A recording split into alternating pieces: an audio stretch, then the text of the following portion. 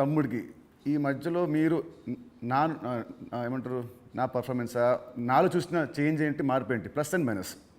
ప్లస్లు చాలా. నువ్వు అప్పటికి ఇప్పటికీ ఏంది న్యాచురల్గా ఒక 22-23 ఇయర్స్ నువ్వు యాజ్ యాక్టర్గా ఇక్కడ వరకు జర్నీ చేసావు. అంటే నాకంటే సీనియర్ నువ్వు యాక్చువల్ 1 ఇయర్ సీనియర్. నేను 2003లో ప్రొడ్యూసర్ని అయ్యా, నువ్వు 2002లోనే హీరో అయ్యావు. అంటే నాకంటే 1 ఇయర్ సీనియర్. సో నీకున్నది ఆ ఎక్స్పీరియన్స్ వచ్చింది ప్లస్.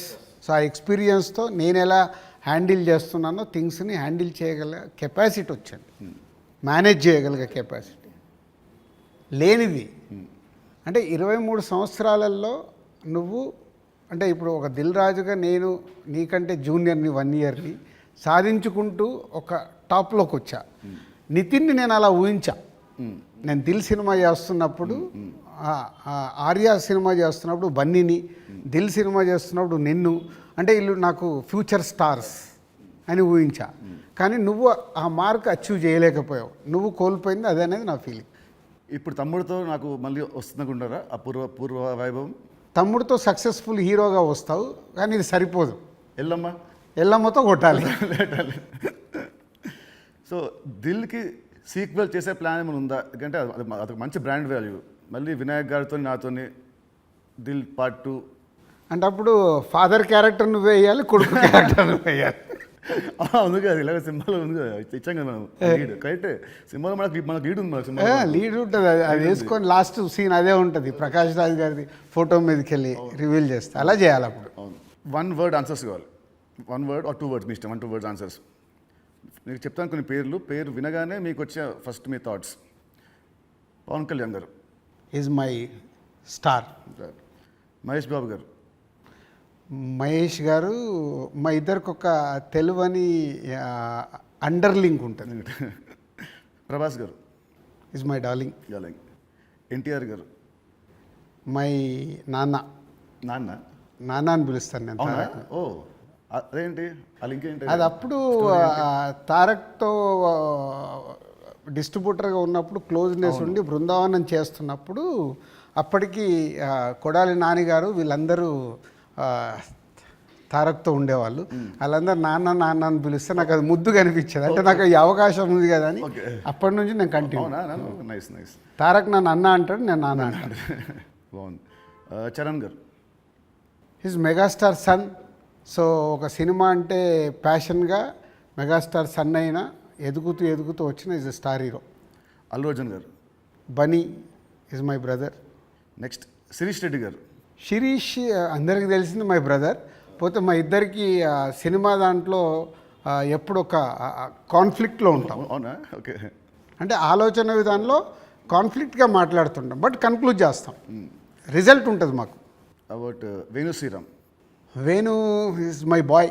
తమ్ముడు సినిమాని 3 ముక్కలు చెప్పాలంటే Thammudu, what is Thammudu for you? Nithiin నాకు తమ్ముడు, వేణు నా తమ్ముడు. తమ్ముడు సినిమా మీకు పేరు తెస్తుందా, మీకు డబ్బు తెస్తుందా? ఫస్ట్ పేరు తెస్తుంది, తర్వాత నేను పెట్టిన డబ్బు తెస్తుంది, ఇంకా అద్భుతాలు జరిగితే లాభాలు తెస్తుంది. సో July 4th సినిమా వస్తుంది తమ్ముడు. సో ఆడియన్స్కి మీరేం చెప్తారు? ఎస్, అన్ని ఇంటర్వ్యూలలో చెప్తున్నట్టే.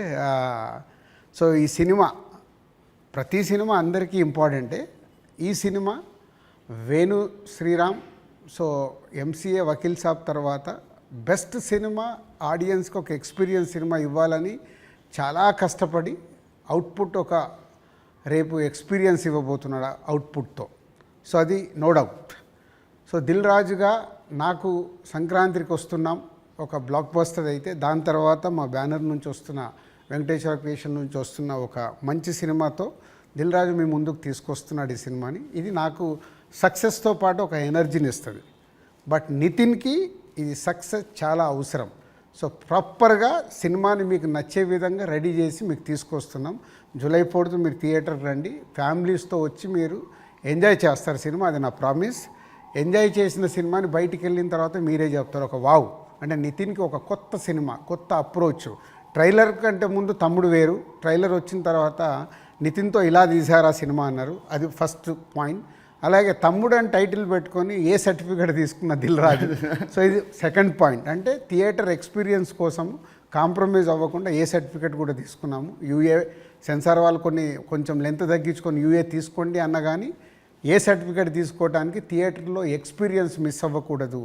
ఏదైతే డైరెక్టర్ అనుకున్నాడో, నితిన్ ద్వారా ఏదైతే మీకు అందివ్వాలనుకున్నాడో, నితిన్ చుట్టూ ఒక 5 ఉమెన్ని పెట్టి ఒక కాన్సెప్ట్ ఫిలింగా 80% ఆఫ్ ద ఫిలిం మీకు ఫారెస్ట్లో ఉంటుంది. ఇది 24 అవర్స్లో జరిగే కథ. ఒక ఎక్స్పీరియన్స్ మట్టుకు డెఫినెట్గా ఈ సినిమాతో పొందుతారు. Please come and watch in theatres from July 4th. తమ్ముడు సినిమా ఉంది. తమ్ముడు సినిమా రిలీజ్ కాకముందే మీరు నాకు ఎల్లమ్మ అనే ఒక కథ వినిపించారు. మామూలు ఇండస్ట్రీలో ఉంటుంది, ఈ సినిమా హిట్ అయితే నెక్స్ట్ సినిమా చేస్తాము అని ఉంటుంది. మీకు ఏంటి మళ్ళీ మీ మైండ్ సెట్ ఈ సినిమా రిజల్ట్తో సంబంధం లేకుండా నాతో నెక్స్ట్ సినిమా చేస్తున్నారు, ఇమీడియట్ సినిమా? సేమ్ నాకు సుబ్రహ్మణ్యం ఫర్ సేల్ జరుగుతుంది తేజుతో. అనిల్ రావిపూడి పటాస్ రిలీజ్ అయింది. పిలిచి అనిల్ సినిమా చేస్తా అన్నప్పుడు సుబ్రహ్మణ్యం ఫర్ సేల్లో ఒక సాంగ్ చూపించి ఈ హీరోతో సినిమా చేద్దామని చెప్పా. అప్పటికే పిల్ల నువ్వు లేని జీవితం చేశాం గీత వాళ్ళతో కలిపి. So Subramanyam for sale cinema hit అవ్వబోతుందని నాకు అర్థమైంది. నాకు అర్థమై వైనాట్ అంటే పటాస్ పెద్ద హిట్ అయింది. సుబ్రహ్మణ్యం ఫర్ సేల్ హిట్ అయినప్పుడు వాళ్ళిద్దరు కలిస్తే సుప్రీం అయింది. సో ఇది అలాగే తమ్ముడుతో నితిన్కు మళ్ళీ సక్సెస్ వస్తుంది. బలగంతో ఆల్రెడీ వేణు సక్సెస్ కొట్టాడు. వీళ్ళిద్దరు కలిస్తే ఎల్లమ్మ అద్భుతంగా ఉంటుందని నా విజన్. ఓకే, మీ విజన్ మనస్ఫూర్తిగా అవ్వాలని కోరుకుంటున్నాను.